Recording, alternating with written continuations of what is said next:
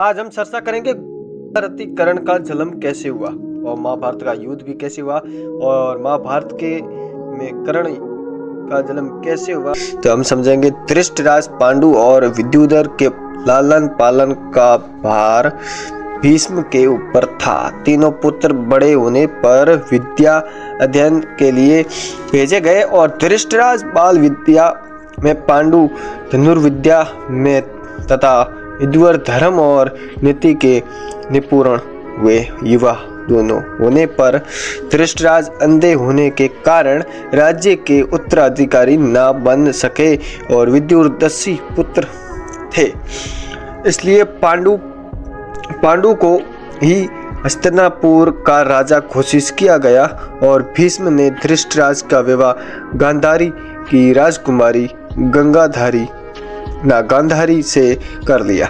गांधारी को जब ज्ञात हुआ कि उसका पति अंधा है तो उसने सोचे अपनी आंखों पर पट्टी बांध ली और उन्हीं दिनों विदुवंशी राजा सूरसेन की पोषित कन्या कुंती जब सयानी हुई तो पिता ने उसे घर आए हुए महात्माओं के सेवा में लगा लिया और पिता के अतिग्रह में जितने भी साधु महात्मा ऋषि मुनि यदि आते कुंती उनकी सेवा मन लगाकर करती।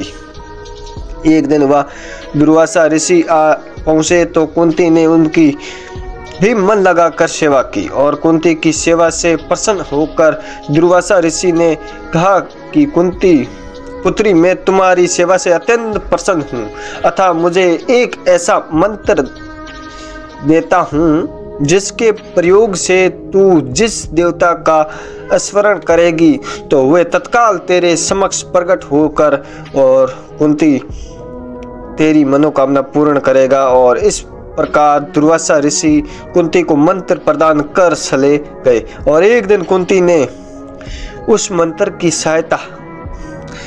का जाप किया और करने के बाद सूर्यदेव का स्मरण किया तो उसी क्षण सूर्यदेव प्रकट हो गए और बोले, मुझे बताओ कि तुम्हारी इच्छा क्या है तो और वस्तु अवश्य पूर्ण करूंगा। इस पर कुंती ने कहा, हे देव, मुझे आपसे किसी भी प्रकार की अभिलाषा नहीं है और मैंने तो केवल मंत्र की सहायता परखने के लिए ही उसका जाप किया है। और कुंती के इस वचनों को सुनकर सूर्यदेव बोले, हे कुंती, मेरा अनावर्थ नहीं जा सकता। मैं तुम्हें एक अत्यंत पराक्रमी तथा दानवीर पुत्र प्रदान करता हूँ। और इतना कहकर सूर्यदेव अंतर्ध्यान हो गए और कुंती से लज्जावश ये बात किसी से नहीं कह सकी और समय आने पर उसके गर्भ से कवच कुंडल धारण किए हुए एक पुत्र उत्पन्न हुआ और कुंती ने उसे एक मनुष्य में रखा कर रात्रि बेला में गंगा में बहा दिया और वह बालक बहता हुआ उस स्थान पर पहुंचा जहां पर धृतराज का सारथी अधिरथ अपने सवस्य को गंगा नदी में जल पिला रहा था। उसी दृष्टि कवच कुंडल की धारी शिशु पर पड़ी तो अधिरथ निशानदात तथा इसलिए उसे बालक को अपने साथी से लगा लिया और घर ले आया, जाकर उसे अपने पुत्र के जैसा पालने लगा। जब बालक के कान अति सुंदर लगे इसलिए उसका नाम कर्ण रखा, कानों से कर्ण नाम रखा।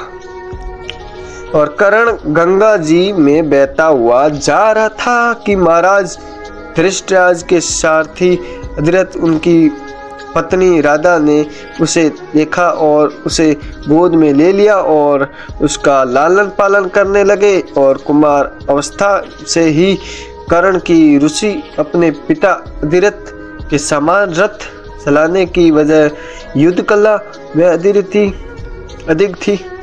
कर्ण और उसके पिता अधिरथ आचार्य द्रोण से मिले जो कि उस समय युद्ध काल के सर्वश्रेष्ठ आचार्यों में से एक थे और द्रोणाचार्य उस समय कुरु राजकुमारों को शिक्षा दिया करते थे। उन्होंने कर्ण को शिक्षा देने से मना कर दिया क्योंकि कर्ण एक सारथी पुत्र था और द्रोण केवल सारथियों को ही शिक्षा दिया करते थे। और द्रोणाचार्य की समाप्ति के उपरांत कर्ण ने परशुराम से संपर्क लिया जो कि केवल ब्राह्मणों को ही शिक्षा दिया करते थे। कर्ण ने शिवजी को ब्राह्मण बताकर परशुराम से शिक्षा का आग्रह किया और परशुराम ने कर्ण का आग्रह स्वीकार किया और कर्ण को अपने समान ही युद्ध कला और अनुर्विद्या से विद्या और धनुष सब कुछ सिखाने लगे। तो कर्ण को उसके गुरु परशुराम और पृथ्वी माता से श्राप मिला था कि कर्ण की शिक्षा अपने अंतिम शरण पर थी। एक दोपहर की बात है और गुरु परशुराम कर्ण की जगह पर सिर रखकर विश्राम कर रहे थे और कुछ देर बाद कहीं से एक बिच्छू आया और उसकी दूसरी जगह पर मतलब टांग बोलते ना उसको, उस पर काट गया और काटने के बाद लगा गुरु का विश्राम भंग ना हो जाए, इसलिए कर्ण विष्णु को दूर ना हटाकर उसके डंक को सहता रहा। कुछ देर में गुरुजी की निद्रा टूटी और उसने देखा कि कर्ण की जगह से बहुत रक्त बह रहा है।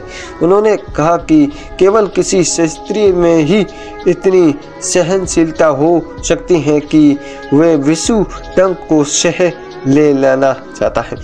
मतलब कोई क्षत्रिय ही, कोई योद्धा ही हो सकता है जो विष्णु का डंक सहन कर सकता है और ब्राह्मण तो कोई नहीं हो सकता जो इसे इतना भयानक दंड अपने ऊपर सह सकता है।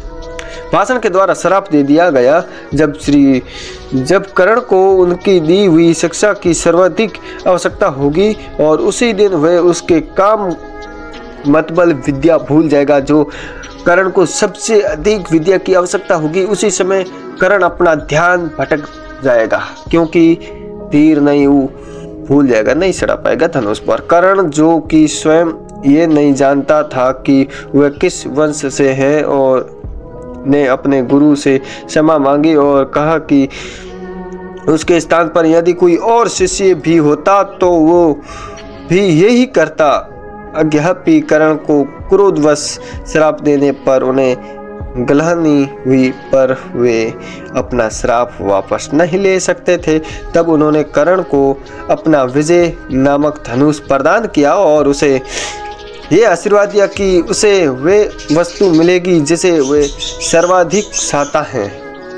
इस तरह से कर्ण का जन्म हुआ और कर्ण ने धनुष विद्या सीखी है और धनुष विद्या गुरु द्रोणाचार्य से सीखना चाहता था, परंतु गुरु द्रोणाचार्य सिर्फ राजपुत्रों को ही सिखाते थे।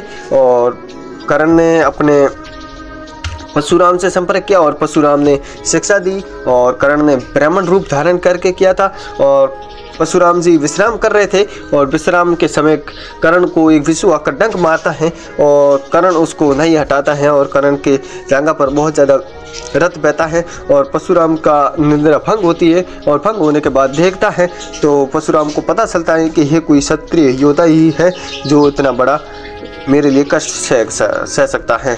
तो परशुराम क्रोधवश में आकर परशुराम ने कर्ण को बहुत ज़्यादा भयानक श्राप दे दिया और यही कर्ण की जीवन कथा है। आपको भी इस वीडियो से कुछ समझ में आया है और आपको वीडियो अच्छा लगे तो वीडियो को लाइक करके चैनल को सब्सक्राइब करें और कमेंट बॉक्स में अपनी राय जरूर बताएं मैं अगली बार किसके ऊपर वीडियो बनाऊं और कैसा बनाऊं, कर्ण के इसके आगे बनाऊं वीडियो नहीं बनाऊं, ऐसा बताना। जय श्री कृष्णा।